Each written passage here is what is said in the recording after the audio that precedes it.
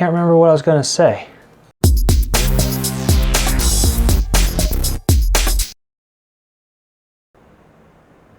Oh, now I remember. Yeah, we were going to talk about some memory or RAM. So yeah, I have some memory from GeIL, and I have their Evo X series of RAM. So we've got 16 gigs worth. It's clocked out at 3200 megahertz, and we are going to check out how it does. So we're not only going to look at the performance though, we got to take a closer look at this stuff because it is RGB RAM, and we all know that RGB makes everything faster. So it doesn't matter how the testing results come out, it's going to be faster because it's got RGB. Because as soon as you take the RGB lights off, then it just slows down. And that's a fact. I don't care how many times I have to say it, it's a fact. RGB makes it go faster. But anyway, we're going to take a look at it, see how awesome this RGB lighting looks, and then we'll go ahead and run it through some tests, see how it does, even overclock it a little bit and see if we could get a little extra performance out of it through overclocking. So stick around, take a closer look, and then we'll continue from there. Okay guys, so what you are looking at is a ton of RGB awesomeness right here in my case. So yeah, let's take a closer look at these GeIL Evo X memory sticks. So I just wanted to show you just the lighting on these guys because they look excellent. You might notice that the color gets a little off at some point, particularly when this board goes to yellow. The Aorus has an RGB W standing for white LED spectrum on their boards. And I think when they go to like the yellow color, they probably use a little bit of that white. And because the Evo X doesn't have that white, it ends up showing up like a little more red or a little different color. This is the only board I've ever seen this little bit of a color disparity on. Any other board, I put this same kind of kit in a build that I did for somebody, and I used an ASRock board that had an RGB header, and it was just RGB, and I didn't have any issues. It synced up just fine. So yeah, I think this is just an Aorus thing. There might be a BIOS fix that Gigabyte could do, but you know, the way I've got my lighting scheme set up with the Spectrum Wave on the NZXT stuff, I don't even notice it. It doesn't even bother me. Everything just looks nice, and it's just lots of colors. So I really think it's great. So yeah, the only thing that does stand out with this GeIL is you do have this little red switch here. And that red switch, yeah, you know, it definitely stands out if you're not using a red theme in your build. And so I kind of wish I'd done something maybe white or black on that switch instead of red. The switch, when it's all the way down, and you can see, well, that one was a little clicked up. But when it's all the way down, it will actually do the RGB color spectrum on its own if you don't have a header to plug into. And when it's all the way, or no, that would be all the way up. When it's all the way down, it'll actually do different colors. So there's 4 clicks, and ooh, I caught my finger in there. So yeah, there's like just a few clicks here to do like red, blue, green, and then all the way up to the top does just a color spread that goes to the different colors. However, if you plug it into an RGB header on your motherboard, then it's not even using the switch, which is why I was moving them around there, because it's not even using the switch. Switch isn't doing anything. When you're wanting to use the RGB header on a motherboard, there's actually a cable that has 2 little slots like that, and it has one connector on the other end.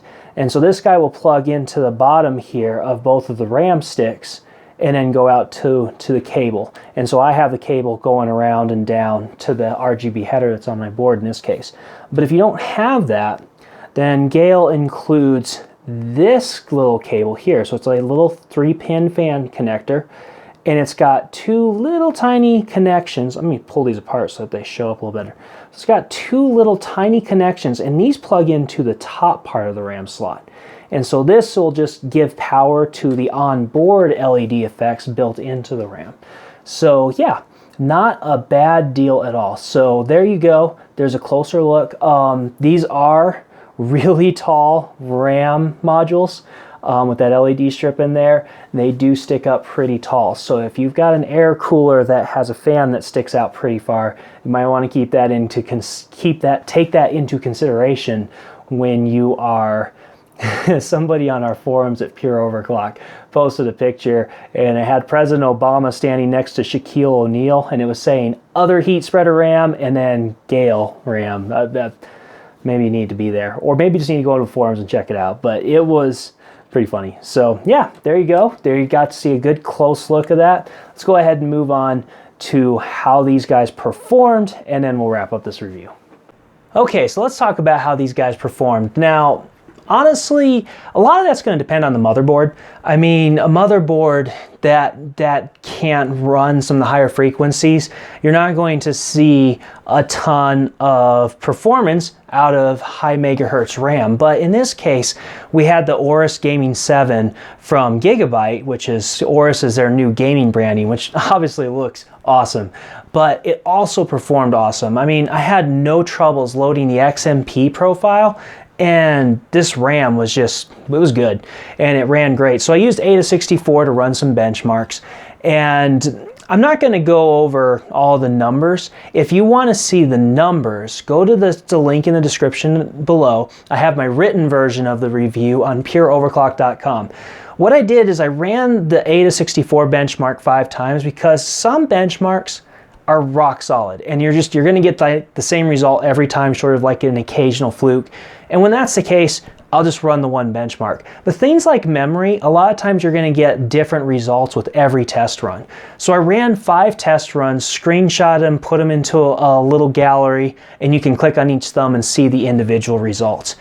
So at 3200 megahertz, honestly, the speeds looked fantastic to me. Granted, I haven't been doing this for forever, and this is my first DDR4 kit, so I don't have a lot to compare to. But based on what I'm seeing, based on how the system feels, it seems like this RAM is doing excellent. But you will have those numbers at that review site if you want to check them out for yourself. Now, next up came overclocking. Now, these guys are factory overclocks. We're already running 1.35 volts. Intel does not recommend going over 1.35 volts as far as in the safe zone is concerned. So, you know, normal DDR4 is 1.2. Intel recommends that up to 1.35 is still the safe voltage, which is why you'll see a lot of manufacturers bump it up to 1.35 in their XMP profile and run at those speeds.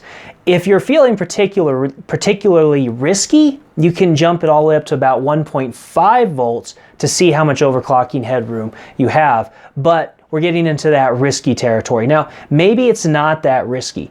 Maybe that would have been fine. But because this was my only DDR4 kit at the time, I didn't really want to take too many chances. So I did that. I went ahead and just stuck with a simple 1.35 volts to begin with and tried to overclock from there. And GeIL is successfully using about every ounce of headroom in there, because even just one step up to like 33 megahertz, I was just getting a boot loop, and then Gigabyte would reset the settings of the memory on its own, and I'd have to go through and tweak things. So I never could get much anything extra at the stock voltage. I decided that I wanted to tweak the voltage at that point and just see what I could get. So I decided to go up to 1.4. I felt like 1.4 wasn't too terribly risky. I probably wasn't going to burn out a module or anything. But if I was going to really start getting risky, I might try pushing 1.45, maybe even a full 1.5 volts. But that's quite a bit. So going to 1.4 didn't feel too bad to me. I'm sure as I get more comfortable with it down the road, I'll push a little bit higher. At 1.4 volts, I was able to get up to 33 megahertz. Was not able to get up to 3600. That was still running the stability problems. And I loosened the timings to about 20s across the first 3 and then 40 on the last. And don't ask me to remember all those letters, acronyms for them, because I only remember CAS latency, which is the first one. But I knew how to adjust them to loosen up the timings just enough. Once I got them, I figured loosen them anymore, I might start I might be counteracting too much the speed bump I was trying to get by loosening timings. So I ended up settling back at 33 megahertz, and I ended up only having to loosen my timing slightly. I was able to keep my 16 on my CAS latency. I was able to jump my other 2 numbers up to just a modest 18, and then my final one I was able to jump up to 40. You know, the stock settings were 16s across with a 36 at the end. So when you look at the comparison, that wasn't too bad. And when I did the benchmarks, I saw some pretty decent improvements. There was a couple of trades, but overall my read performances and my latencies all seem to drop pretty well across the board. And even my writes and my copies, I might have had a couple of trades, but it seemed like I favored the overclock in performance over the stock settings. So I was really pretty happy with that.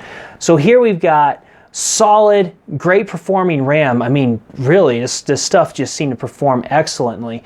But at the same token, it still has some room for overclocking, all depending on how risky you want to be. Let's go ahead and wrap up this review. Like I said, one last time, if you do want the full benchmarks, check out my article, pureoverclock.com. Link will be in the description below so you can actually see the numbers, and then we're going to go ahead and wrap this up. All right, so it's time to wrap up this guy. So we've got Evo X RGB RAM. Let's take a look at really just how the pricing works. So I found GeIL has in the 3200 megahertz bracket. They also have a white kit with RGB, and then of course we've got the black kit that we have here. Now the black kit runs $140, which is, compared to a lot of the other prices, is probably about average. It's not too bad. It's definitely competitive. I saw the white kit going for $120, and that's for 16 gigs, 8 gig modules, 3200 megahertz. The $120 price is just excellent, and here's the reason why. A lot of the other kits that I was seeing from GeIL, or just in general on the Newegg list that I was pulling up, the timings on GeIL's RAM are actually a little bit tighter than most of the others. So, we've got 16, 16, 16, 36 on our timings. A lot of the other DDR4 kits that I was seeing in the same bracket were running 16, 18, 18, 38. Now, I know that's just a minor difference, and granted, testing could determine if that difference actually translates to actual better speed, and sure, day-to-day use, you'll probably never notice a difference. But still, you're getting tighter timings, and here's the big deal. You're getting RGB lighting. That is fantastic. That all of a sudden turns this RAM into super competitive RAM. Now, to put this in perspective, the only other RGB kit that I saw was when you got up to the Trident Zs from G.Skill. Now, they do have the added bonus of being, they are powered from the RAM socket themselves, so you don't have to have any external connectors. But they're also $160 on Newegg right now. So when you look at the white kit running $120, if all you're looking for is lights primarily anyway, that is a fantastic price. I can't believe that GeIL is keeping their RAM this competitive. Here's the only thing that I'm going to have to complain about. GeIL, talk to Newegg and have them put RGB LED RAM in the title. I was looking at the, I'm sure it mentions it somewhere, but I was looking at like the titles and stuff, and on the listings, it is not straightforward obvious that this is RGB RAM. And I feel like if people are shopping through Newegg and seeing this RAM, they need to know, like, right in their face that this is RGB. Another good thing that would help is on a lot of the pictures, they'll have the light strip lit up to blue. If GeIL, if you guys Photoshop that thing and put a spectrum of colors on that light strip for at least the stock photo on your listings, especially on like Newegg or Amazon, that'll really cue people into, oh, this is RGB RAM. Now I get it though, you also have the issue of what if people see it and think, oh, it's got spectrum wave and it's doing one color at a time, yada yada. But you could also maybe do like layers and show multiple different colors. Just something that really puts it in people's faces, hey, this is RGB RAM. This is super competitively priced. GeIL is doing excellent on their performance, and yeah, it looks excellent. I mean, I feel like everything in my case, I need 2 more things that have RGB in my test bench, and then my life will be complete. The first thing is the graphics card, and well, I'm hoping that something comes along at some point. The second thing though is my solid state drive. Now there's some cases that do that on the tray, but I want to see actual RGB lighting on the SSD itself, because that'd be awesome. But no, GeIL's done an excellent job with this memory. I think even with the attached cable, that's really easy to put it out of the way and hide it if you do your cable management. I don't see that as a big con. And honestly, on boards that have it's just a straight RGB header, it syncs excellently. Like I said, we had a little bit of that difference with the Aorus, but depending on how you do your color schemes, like if you got like what I've got going on here, you're probably not even gonna notice. So yeah, pure overclock Editor's Choice Award. GeIL, you did a great job on this RAM. Market it more. I mean, tell people what you got. They need to know. So yeah, really like it. Really excellent. Let me know if you like this review by liking the video, and if you like what I'm doing, subscribe to my channel, and I will keep trying to bring as much as I can. And oh, you have no idea how much is in the pipes, but we're whittling it down one review at a time. I will catch you later.